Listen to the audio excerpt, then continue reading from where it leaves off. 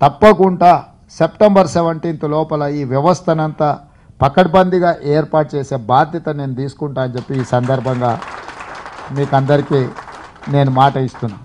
అదేవిధంగా ఈ సమస్యలు ఒక రాష్ట్ర ప్రభుత్వం పరిధిలోనే కాదు, విదేశాంగ విధానం కూడుకున్న విషయం ఇది. అంటే రాష్ట్ర ప్రభుత్వ పరిధిలో కొన్ని ఉంటాయి, కేంద్ర ప్రభుత్వ పరిధిలో ఇంకొన్ని ఉంటాయి.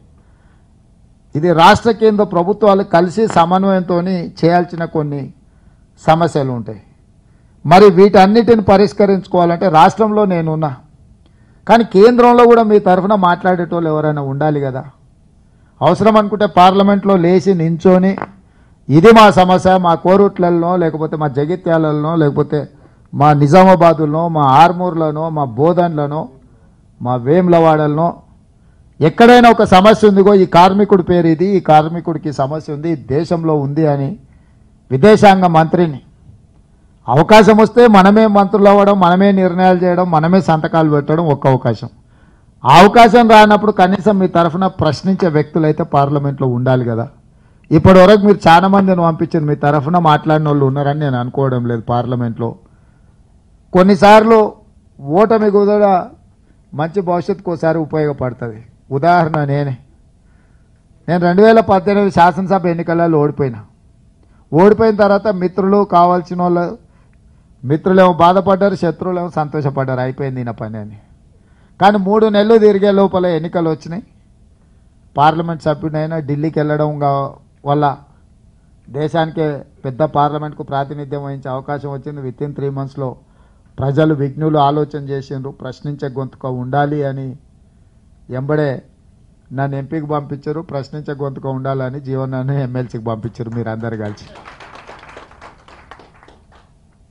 ఢిల్లీకి వెళ్ళడంతో అధినాయకుల దృష్టిని ఆకర్షించడం కానీ లేకపోతే పార్లమెంట్లో మా యొక్క ప్రయత్నము పార్టీ తరఫున ఉన్న మా కమిట్మెంట్ను చూసి పిసిసి అధ్యక్షుడు అవడం, పిసిసి అధ్యక్షుడు అయిన తర్వాత రాష్ట్ర రాజకీయాలలో జరిగిన మార్పులు మీకు తెలుసు. ఈరోజు ముఖ్యమంత్రి కావడం, 2018 అసెంబ్లీలో ఓడిపోవడం వల్ల, 2019లో వచ్చిన అవకాశం వల్ల 2023లో ఈ రాష్ట్రానికి ముఖ్యమంత్రి అయ్యే అవకాశం కాంగ్రెస్ పార్టీ ఇచ్చింది, మీరు అందరు ఇచ్చిండ్రు.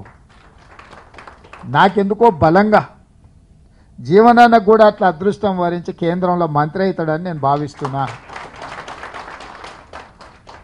వారక్కడికి వెళ్ళి మాట్లాడాలన్నా, వారక్కడికి వెళ్ళి ఇంకేదైనా పెద్ద హోదాలో కూర్చోవాలన్నా, ఇంతకుముందు మిత్రుడు అన్నట్టుగా పార్టీలకు అతీతంగా దీంట్లో చాలామంది చాలా లైక్లు, డిస్లైక్లు, ఓరియంటేషన్, అఫిలియేషన్, సిద్ధాంతపరంగానో లేకపోతే వ్యక్తిగతంగా పరిచయాలు, మనకు మిత్రులు ఉంటారు, కొన్నిసార్లు మన పార్టీతో సంబంధం ఉండదు, మన మిత్రుడు నిలబడ్డాడంటే ఇంకో వైపు ఉంటారు.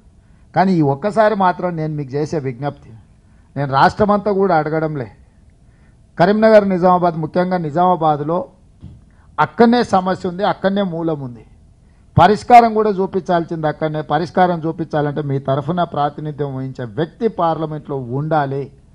మీరు 100% జీవనానికి అండగా నిలబడి మీరు గెలిపించండి. ఇప్పుడు మీకు చెప్పిన అన్ని పనుల్ని చేసి పెట్టే బాధ్యత నాది. నా గురించి మీకు ఎంతో అంతో అయితే అవగాహన ఉంది. కాదు ఉంటే నేను ముందే కాదని చెప్పేస్తాను. నేను మళ్ళీ తిప్పుకోను, మళ్ళీ ఆలోచన చేయను. సాధ్యం అసాధ్యం అనేది దృష్టిలో పెట్టుకునే సాధ్యమయ్యేదే నేను మాట్లాడతా. ఏదైనా పరిస్థితుల్లో దాన్ని 4 రోజులు ఒకవేళ ఆలస్యం అయిందంటే స్పష్టంగా ఇగో ఈ కారణం చేత ఆలస్యం అవుతుందని చెప్తున్నా.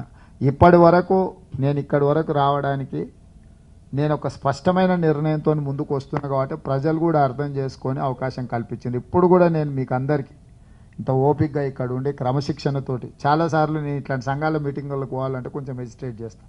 ఎందుకంటే రకరకాలుగా మాట్లాడి అటు ఇటు చేసి కలగపులగం చేసి అసలు సమస్య పక్కకు పోయి అవసరం లేనివి ఎక్కువ చర్చ చేస్తుంటారు. మొదటిసారి క్రమశిక్షణతో పాటు సమస్యకే పరిమితమై మీరందరూ చెప్పినందుకు మిమ్మల్ని అందరినీ నేను మనస్ఫూర్తిగా అభినందిస్తున్నా.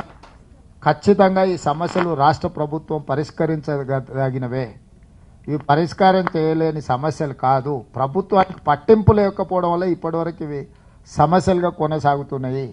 ఖచ్చితంగా సెప్టెంబర్ 17 లోపల వీటికి సంబంధించిన అన్ని సమస్యలకు ఒక పరిష్కారం చూపించి ఒక సంస్థను ఏర్పాటు చేసి ఎప్పుడైనా మీరు వచ్చి వాళ్ళని కలిసి మీరు ఎవరి తరఫునైనా ప్రభుత్వాన్ని సంప్రదించే వ్యవస్థను ఏర్పాటు చేస్తానని చెప్పి మీకు అందరికి తెలియజేస్తూ మీ దగ్గర సెలవు తీసుకుంటున్నాం మిత్రులారా.